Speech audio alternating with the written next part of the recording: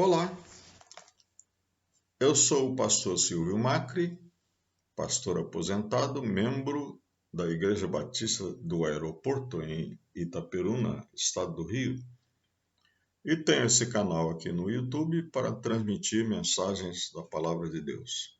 Nossa mensagem de hoje tem como título Cisternas Rachadas e está baseada em Jeremias, capítulo 2, versículos 1 a 28. Porém, inicialmente vamos ver apenas os versículos 11 a 13 e, posteriormente, no decorrer da mensagem, estaremos lendo os demais versículos. Então, leamos esses primeiros 3 versículos. Alguma vez uma nação trocou seus deuses por outros, mesmo que não sejam deuses de verdade? Meu povo, no entanto, trocou seu Deus glorioso por ídolos inúteis. Os céus se espantam disso, ficam horrorizados e abalados, diz o Senhor. Pois meu povo cometeu 2 maldades.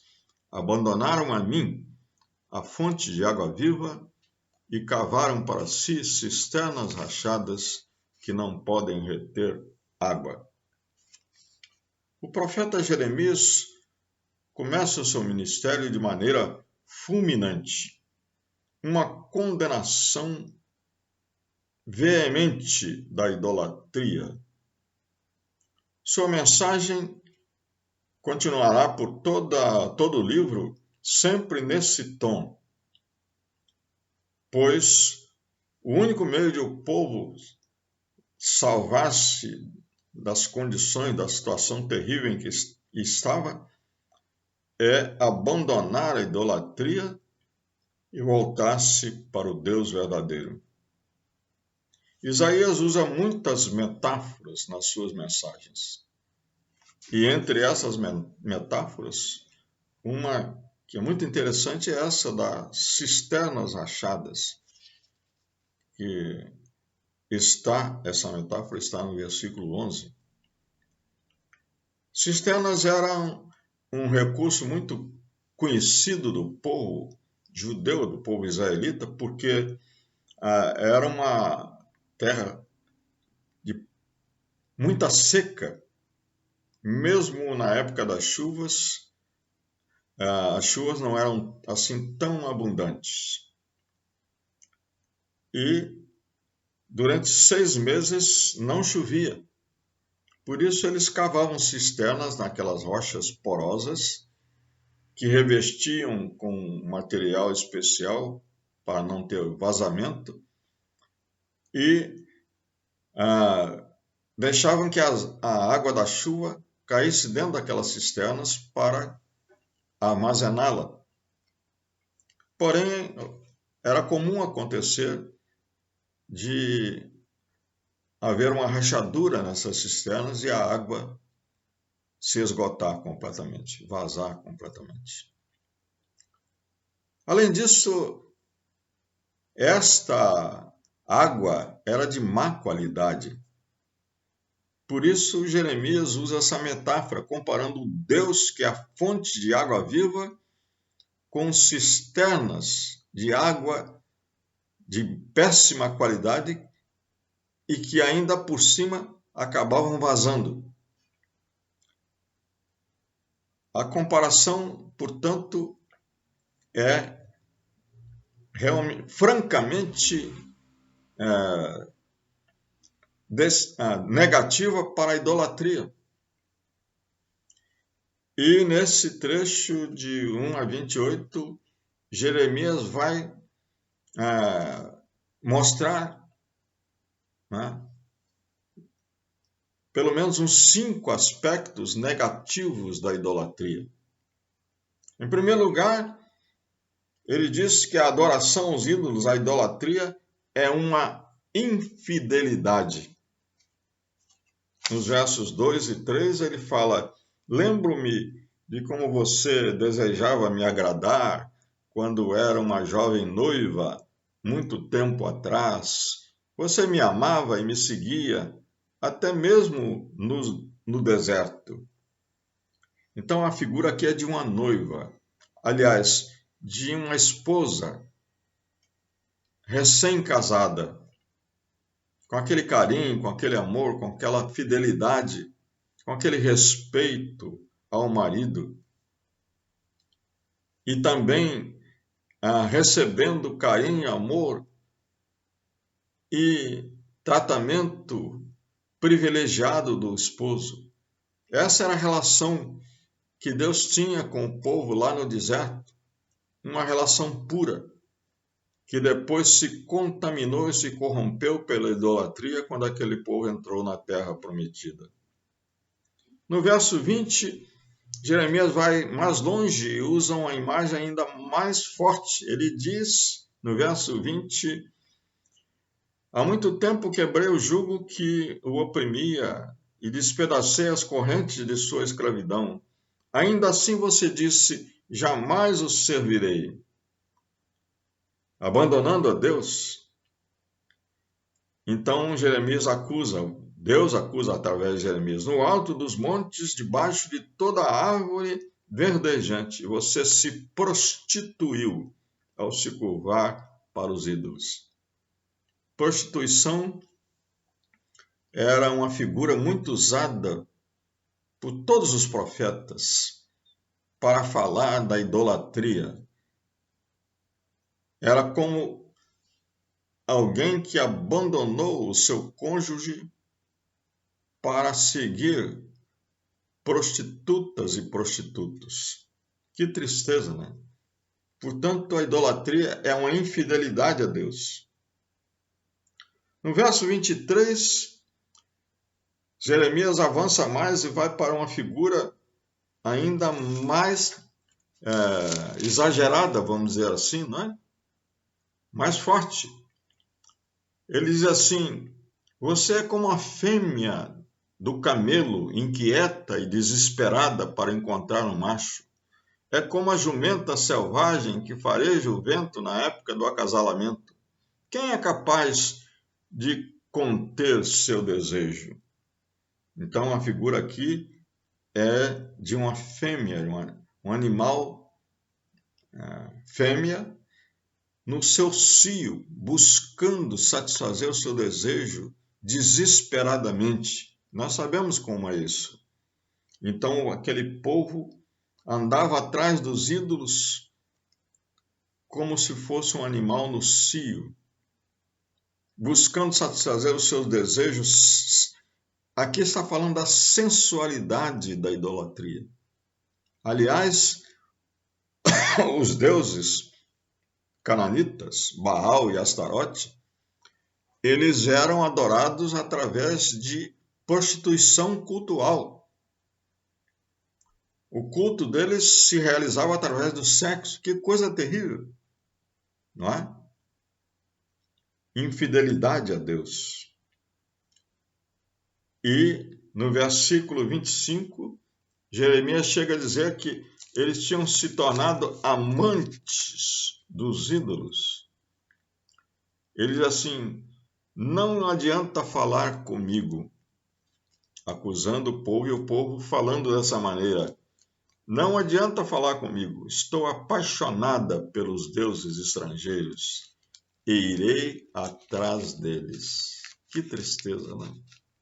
Abandonar o Deus verdadeiro, o Deus sustentador, criador de todas as coisas, o Deus salvador, o Deus do livramento, e seguir como amante o ídolo estrangeiro.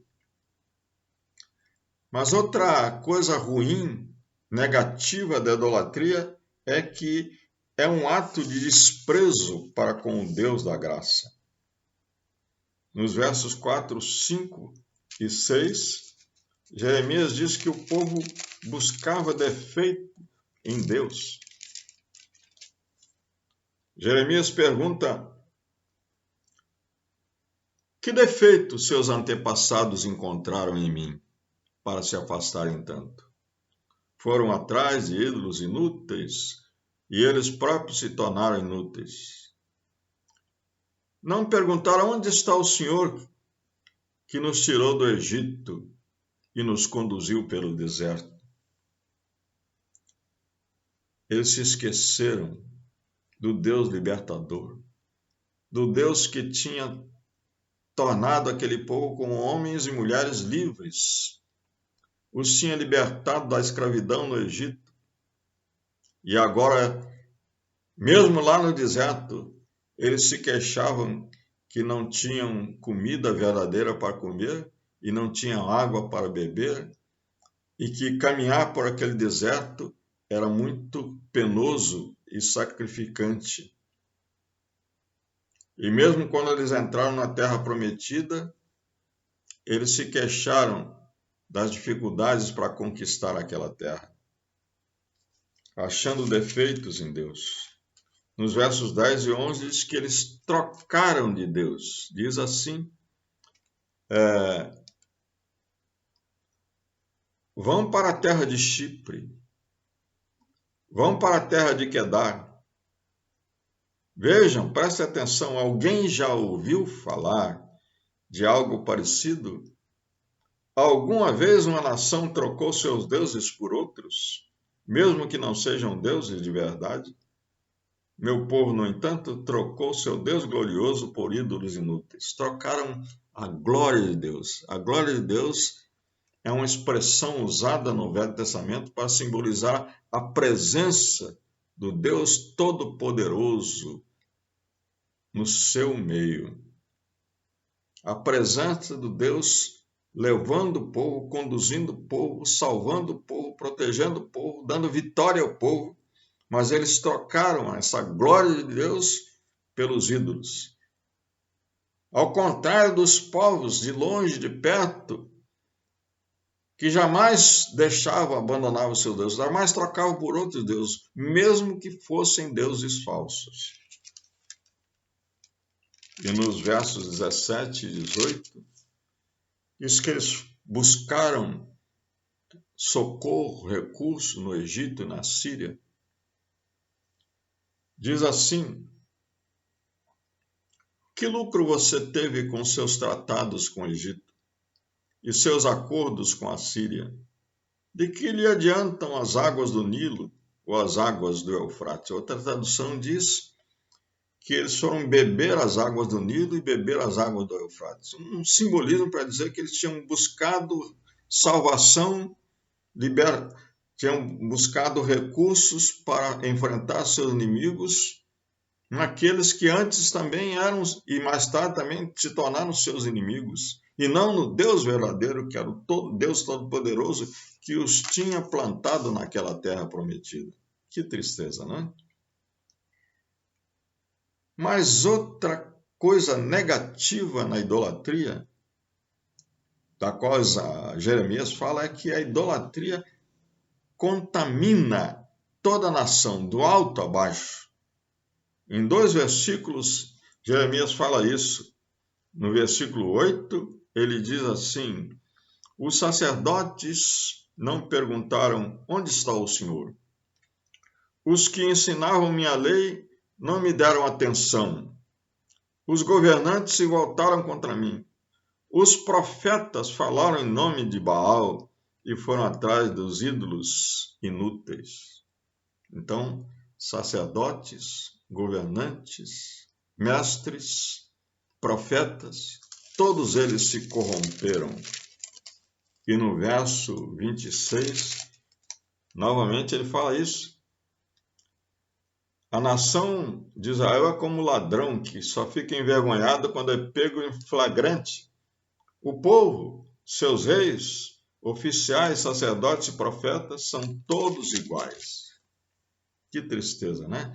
A idolatria contamina toda a nação, começando pela liderança. E quando a liderança de um povo se corrompe, toda a população acaba indo atrás, né? Mas outra qualidade negativa da idolatria, da adoração aos ídolos, é que ela é uma coisa irracional, é uma insanidade. No verso 14, Jeremias diz que o que era livre se torna escravo. Por que Israel se tornou escravo? Porque foi levado como despojo. Um povo que Deus tinha libertado um povo ao qual Deus tinha dado uma terra prometida, deixou de ser livre e tornou-se escravo. A idolatria torna o homem escravo. É uma insanidade por isso. Também uma insanidade porque leva à infelicidade, à amargura. No verso 19 é dito assim: sua maldade trará seu próprio castigo. Será envergonhado por ter se afastado de mim e verá como é mau e amargo abandonar o Senhor, seu Deus, e não o temer. Realmente é muito mau, é muito infeliz, é muito frustrante, traz muita amargura ao coração abandonar o Deus verdadeiro, deixar de temer o Deus verdadeiro. A adoração também é uma insanidade maior ainda porque se trata de se ajoelhar, né, e se prostrar perante algo que a sua própria mão criou. No versículos 27 e 28, os últimos aqui no versículo 27, é o penúltimo desse trecho aqui, dizem a um pedaço de madeira: você é meu pai, e a um bloco de pedra: você é a minha mãe. Dão as costas para mim, mas em tempos de aflição clamam: vem nos salvar. Adoram coisas inanimadas, mas na hora da aflição, do sofrimento, buscam o Deus verdadeiro. Que coisa mais irracional. Poderíamos dizer assim, que coisa mais burra, não é? Mas a idolatria é assim, é uma insanidade, é uma coisa insana, é uma irracionalidade. Mas terminando a nossa palavra, a última qualidade negativa que Jeremias menciona é que a idolatria leva à degeneração da natureza humana.